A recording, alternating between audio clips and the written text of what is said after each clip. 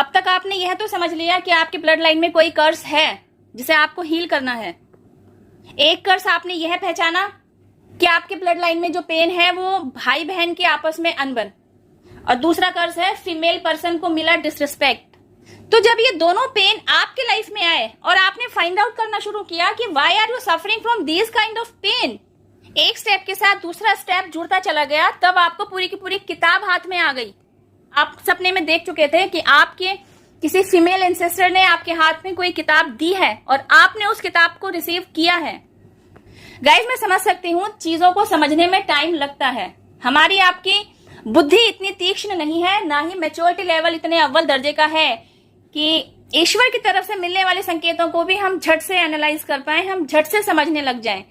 Mother nature द्वारा दिए गए संकेतों को हम एकदम से पहचान लें। हमें टाइम लगता है चीजों को समझने में, लेकिन जब हम और आप उन दिव्य संकेतों को समझ लेते हैं, उसके बाद उन दिव्य संकेतों के जरिए उनके हेल्प से अपनी लाइफ को चलाने लग जाते हैं। अब because you were the first one who have noticed these kind of situations, आप पुश्तों से चली आ रही भाई बहन वाली अनबन को खुद से रिलेट कर पा रहे थे। इस अनबन से यहाँ तक भी हो सकता है कि आप दोनों ही पक्षों ने एक दूसरे से बाइकआउट कर दिया हो, लेकिन किसी ने भी यह जानने की शायद कोशिश नहीं की होगी कि आप दोनों के आपसी मनमुटाव के पीछे कोई रूट कॉज भी हो सकता है, इवन ऐसी कोई वजह जिसकी जड़ आपके पास लाइफ में है। और दूसरा कर्ज फीमेल पर्सन को मिलने वाली डिसरिस्पेक्ट। तो यकीनन आपका जन्म ऐसे घर में हुआ है जहां फीमेल पर्सन को दबा कर रखा जाता है, जहां फीमेल पर्सन की एक नहीं सुनी जाती, जहां फीमेल पर्सन को अपनी आवाज उठाने तक की इजाजत नहीं है।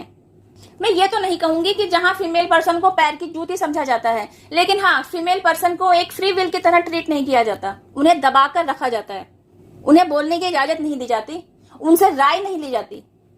ऐसे किसी घर में आपका जन्म यकीनन हुआ है, और क्योंकि आपने उस पेन को सफर किया है, तो आपको एंसेस्टर्स द्वारा उनके हीलिंग के लिए चुना गया। Because you are the chosen one.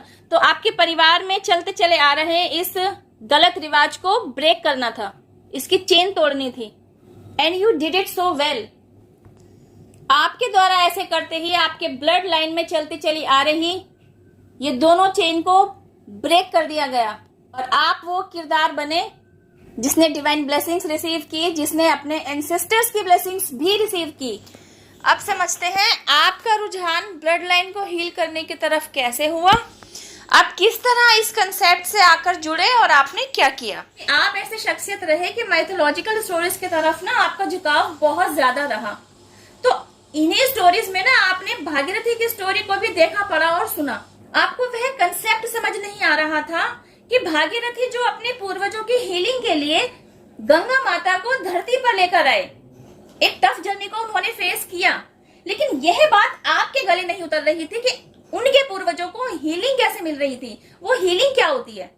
आप इस कंसेप्ट को समझना चाहते थे और आप यहीं स्टक हो गए थे, या यूं कहा जाए कि आपका इस कंसेप्ट पर आकर अटकना एक्चुअली डिवाइनली गाइडेड था, क्योंकि आपको इस कंसेप्ट को समझना जरूरी था और इस कंसेप्ट के लिए काम करना भी जरूरी था। जब आप इस कंसेप्ट से जुड़ेंगे, इस कंसेप्ट पर आकर काम करेंगे, तभी ना आपको समझ में आएगा कि आप करने क्या आए हैं, क्योंकि आप स्पिरिचुअलिटी में एंटर कर ही चुके थे। तो हुआ ये कि आपने ब्लड लाइन को हील करना शुरू किया। अभी तक क्या था, आपने यही देखा और सुना था कि पूर्वजों की शांति के लिए दो ही काम किए जाते हैं, एक तो मावस की जाती है जो हर महीने आती है, और दूसरा श्राद्ध किए जाते हैं। ये दो काम हैं जो आपके पूर्वजों को समर्पित होते हैं, उनकी शांति के लिए किए जाते हैं, उनसे ब्लेसिंग्स लेने के लिए किए जाते हैं, और आप भी यही सब कुछ करते चले आ रहे थे। लेकिन जब आपको एंसेस्ट्रल वुंड के बारे में पता चला, ब्लड लाइन हीलिंग के बारे में पता चला, तो आपने यह स्टेप लिया कि आप आपके एंसेस्टर्स की हीलिंग के लिए कदम उठाएंगे। आप अपना वह मेजर रोल प्ले करेंगे जिसे आप करने इस दुनिया में आए हैं। मतलब आप अपनी ब्लड लाइन को हील करेंगे, आप एंसेस्ट्रल हीलिंग सेंड करेंगे। आपका जागना मतलब आपका स्पिरिचुअली अवेकन होना, आपका स्पिरिचुअल पाथ को अपनाना, यह भी एक अनोखी जर्नी है। इस पर डिस्कस हम बाद में करेंगे। अभी हम एंसेस्ट्रल हीलिंग से रिलेटेड टॉपिक को ही डिस्कस करते हैं, बिकॉज यह कंसेप्ट ऐसा है जिसके द्वारा ब्लड लाइन हीलिंग कराई जानी है।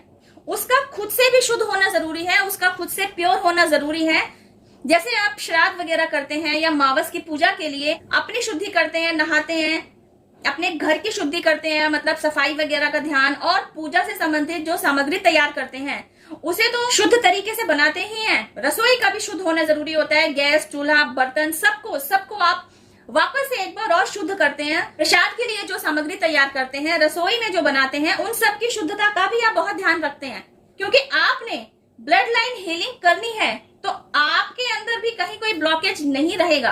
आपके अंदर प्योरिटी का एक्सट्रीम लेवल होगा ही होगा, तभी आप यहां तक पहुंचेंगे। तो यही है वह आपकी जर्नी, स्पिरिचुअल पाथ पर आने तक की जर्नी जो आपने फेस की होगी ना। यकीनन आपने लॉट्स ऑफ पेन को बेयर किया होगा, खुद पर काम किया होगा, इतना आसान नहीं रहा होगा यह journey. Awakening journey it's not an easy task, it's a huge process जिसे आपने भी पार किया होगा, तभी आप यहां तक पहुंचे हैं। तो स्पिरिचुअल पाथ पर आकर आपको समझ में आया कि आपके द्वारा आपके एंसेस्टर्स को हीलिंग किस तरीके से सेंड की जानी है। आखिर आपने क्या करना है कि आपकी ब्लड लाइन को आपके ही द्वारा हील किया जाएगा।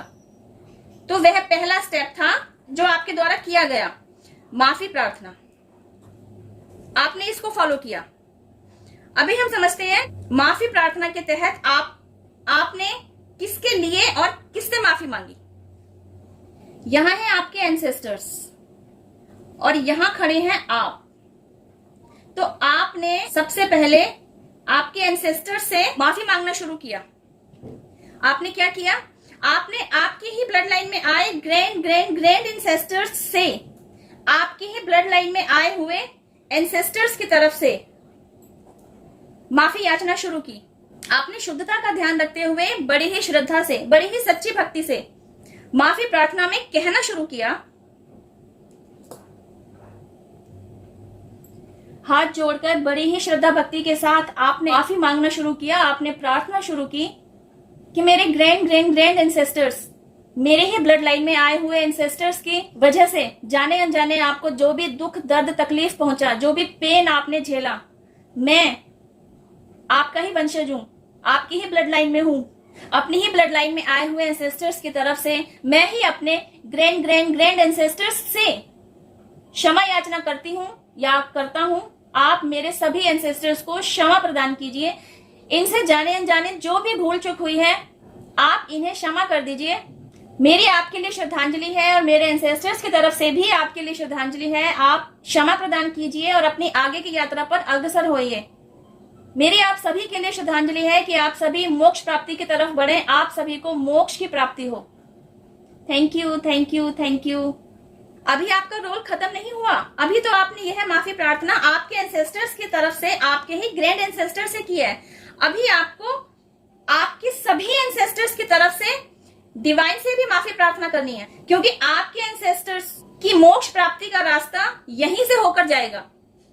क्योंकि वे पेन में गए हैं तो ब्लॉकेज उनकी ग्रोथ पर भी आ रखा है। उनकी भी सोल ग्रोथ कहीं ना कहीं अटकी हुई है। वे जिस भी किसी डायमेंशन में गए हैं, जो कोई भी इस पेन से ग्रसित रहा है, आपके एंसेस्टर्स किस पेन से ग्रसित रहे, कैसा पेनफुल जीवन उन्होंने जिया और इसी पेन को कैरी करते हुए उन्होंने शरीर छोड़ा, उसके बाद आप लोगों के साथ क्या क्या हुआ, इस पर डिटेल्ड वीडियो मैंने कल ही पोस्ट किया है, आप देख सकते हैं। आज इस वीडियो का सेकंड पार्ट आप देख रहे हैं।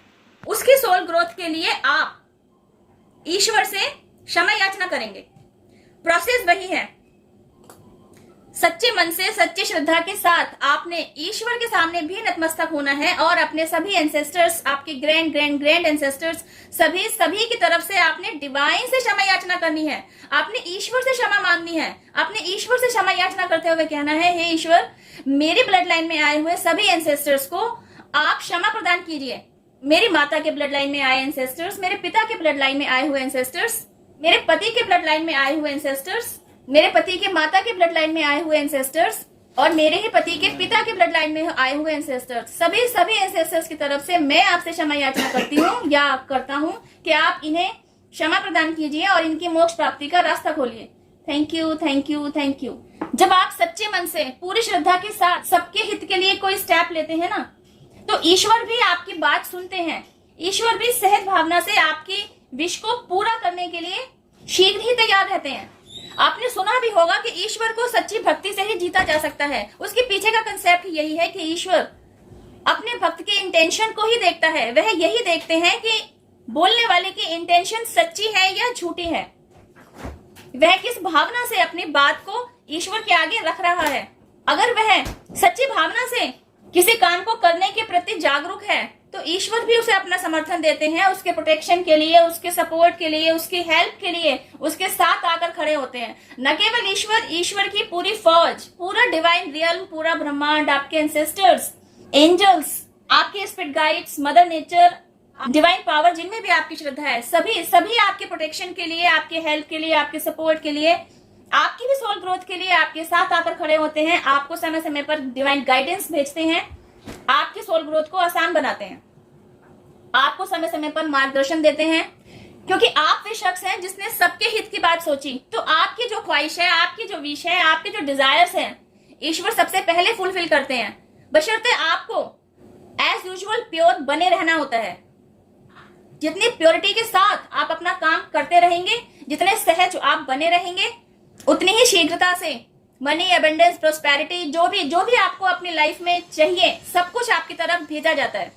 इस वीडियो में मैंने सिर्फ अभी आपके ही ब्लड लाइन की हीलिंग की बात की है, क्योंकि आप मैरिड हैं, आपके हस्बैंड और वाइफ जो भी रहे हैं, उनकी भी आपकी ही ब्लड लाइन की तरह एक सेपरेट ब्लड लाइन चल रही होती है। उस ब्लड लाइन का आपकी ब्लड लाइन के साथ आकर जुड़ाव होता है और यहाँ से आपकी भी एक फैमिली तैयार हो रही होती है।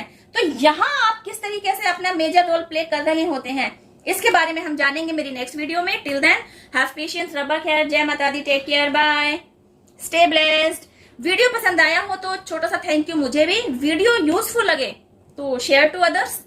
वीडियो से रिलेटेड आपकी जो भी क्वेरी हो, you can ask me on comment box. Guys, यह ऑर्डिनरी वीडियो नहीं है, ना ही ये टॉपिक इस तरीके से कोई खोलकर आपके साथ डिस्कस करता है या करेगा। मैं चाहती हूँ स्पिरिचुअल पाथ पर चलते हुए मुझे जो भी अनुभव हुए हैं या मुझे जो भी डिवाइन द्वारा विजडम गेन कराई गई है, ब्लड लाइन को हील कराने में मैं आपके जिस भी तरीके से काम आ सकूं, मदद कर सकूं, you can ask me anything related to this topic, I will definitely help to you. Blood line को हील करने से रिलेटेड अगर आप कोई सेशन लेना चाहेंगे तो मैं उसकी भी शुरुआत कर दूंगी, जैसा आप कहें। Thank you. कमेंट बॉक्स में लिखकर मुझे जरूर बताइएगा यह वीडियो आपको कितना समझ में आया। इस वीडियो में दिए गए मैसेज के साथ आप किस हद तक रिलेट कर पा रहे हैं, यह वीडियो आपके किस हद तक काम आया, मुझे जरूर फीडबैक दीजिएगा। इसी टॉपिक को कंटिन्यू रखते हुए नेक्स्ट वीडियो में मिलते हैं। Till then have patience, stay blessed.